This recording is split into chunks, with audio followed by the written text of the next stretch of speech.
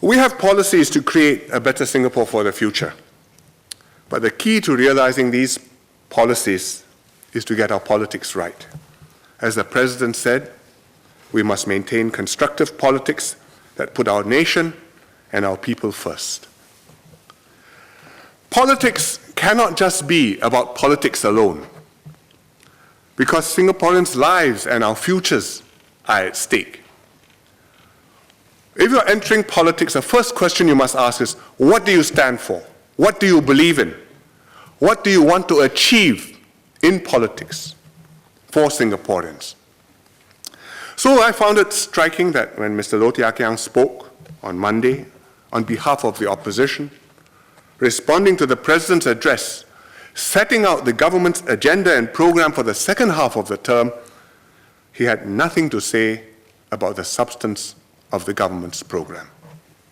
No critiques, no suggestions, no alternatives. Nothing. There are many sorts of politics, and we've got to get our politics right. We don't want money politics. We don't want power politics. We don't want racial politics. We don't want the politics of envy. Constructive politics can help us to scale new heights. Wrong politics will doom us.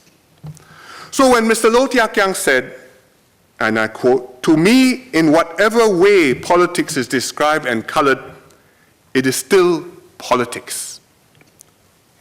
That was a breathtakingly cynical view of politics. What is constructive politics?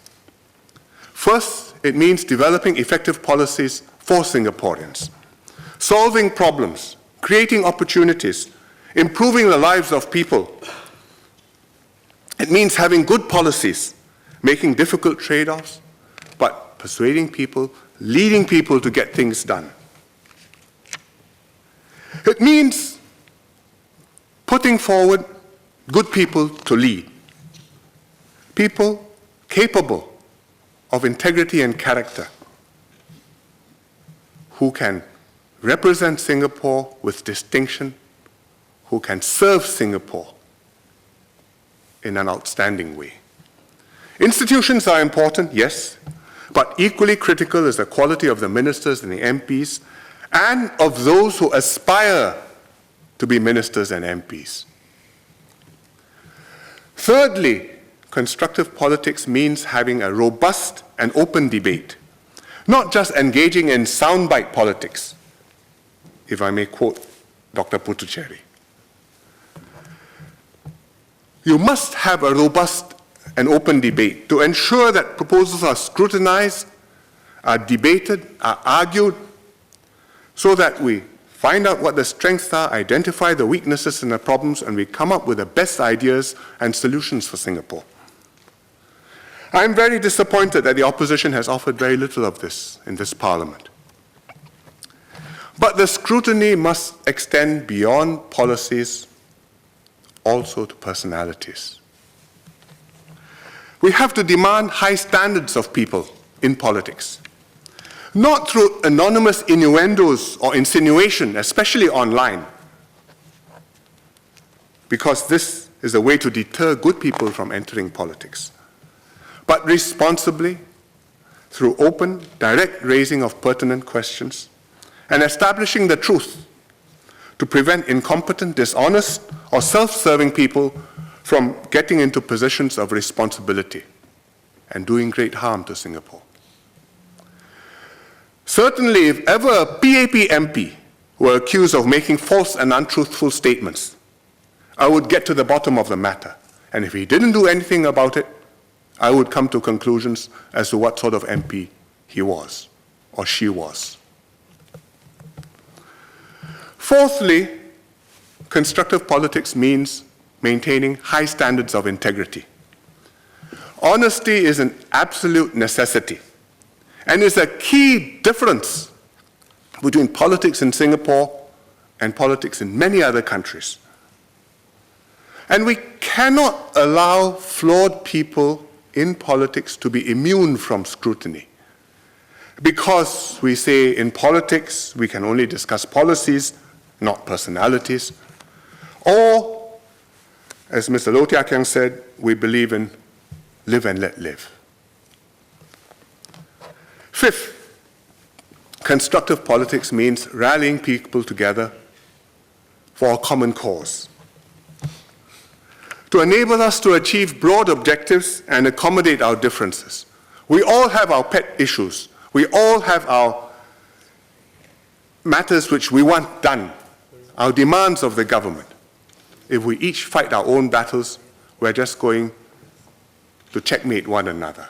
We have to form a broad coalition, compromise among ourselves, be able to set a general direction which achieves 70–80% of what each one of us wants, and therefore achieve more for all of us together than we could possibly do by ourselves. It's more difficult now.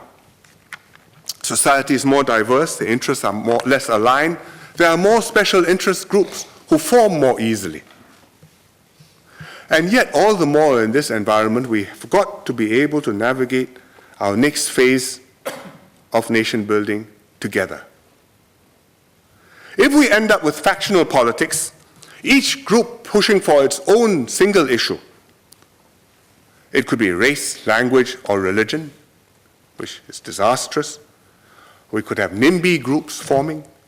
You can have green agenda, anti-development. You could have those for gay rights, those against gay rights. There's no end to the ways in which you can divide up our society in pursuit of political advantage, and then our politics will have failed Singapore. So I'm describing what constructive politics consists of, but honestly, constructive politics depends on what we as political leaders do, how we act, the decisions we make, the standards we hold ourselves to. It doesn't just depend on institutions, on culture, on a general environment, something vague which I have no control of, but causes me to do what I'm doing. Yes, values, cultures, institutions all count. But do not blame them for your own decisions and choices. You are responsible for them. Have the courage and the honesty to take responsibility for what you say and what you do. And I think Dr. Janil Puthucheary put it very well yesterday, so I will quote him. What you say and how you say it are both important, as are what you choose to say nothing about. When you fail to acknowledge the good, when you avoid discussion of consequences or trade-offs, when you spend a whole speech attacking one point you disagree with and fail to support all the other points you should agree with, when you incite division in the name of diversity, when you silently support xenophobia in the name of nationalism, these are not the markers of good politics, no matter how much debate and diversity of opinion they reflect. The PAP does our best to practice constructive politics. We offer serious policies and debate the trade-offs, even when the issues are sensitive, even when they may cost us political brownie points. For example, with a population white paper. We uphold the highest standards of integrity, and we admit wrongdoings and we put them right, whether or not it's politically inconvenient or embarrassing. And we represent a broad church where Singaporeans accommodate one another to improve and work on our shared goals. And we engage many Singaporeans in our shared future through the OSC, through the MediShield Life consultations, through many other exercises. The opposition may not think that this is constructive politics, but I believe it is, and I thank the many Singaporeans who have given their time and energy to contributing, participating, and helping to make Singapore better. And opposition parties must also uphold the same standards. A case in point is when Ms. Indrani Raja on Monday pointed out that the Workers' Party has flip-flopped on foreign workers. Mr. Loh Tia Kiang denied this. He said, whether we flip-flop, no, we are not. If she wishes to have a full debate on that, please file a motion. We are prepared to debate that.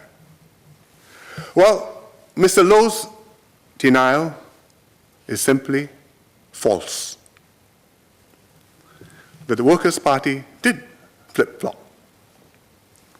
The record is there in the Hansard for everyone to see. But his suggestion to file a motion is not a bad idea, and I think is worth considering. Many other countries have gotten into trouble because they haven't gotten their politics to work. Take the US. The politics is in gridlock. The US government was shut down last year for a couple of weeks. And even after it reopened, the US is unable to tackle its long-term problems. Thailand, despite having the forms of democracy, constitution, free media, elections, its politics cannot bridge the deep and fundamental divides in their society. And no election, no constitution can solve this problem unless the political leaders address these fundamental issues and lead the country together and not apart. So we've got to maintain constructive politics in Singapore, develop good policies, solve people's problems, encourage good people of integrity and character to serve, and help us to make common cause together to face our future confidently as one people. And that's a task which I ask all MPs and indeed all political parties to join in the effort. Singapore has come a long way. We've overcome the odds by working as one people. Our pioneers sacrificed to build this nation and set Singapore on a path to development and prosperity. Many of them were MPs in this House, debating vigorously the future of the country and passing laws that help build our democracy and our society. And the best way for us to honor them is to build on their legacy and bring Singapore forward. That's how we should celebrate the Golden Jubilee, and I think Minister Lawrence Wong will be talking a bit more about SG50 later in the debate. For some people, turning 50 is a midlife crisis. But as the President reminded us, at 50, we are still a young nation with great promise ahead.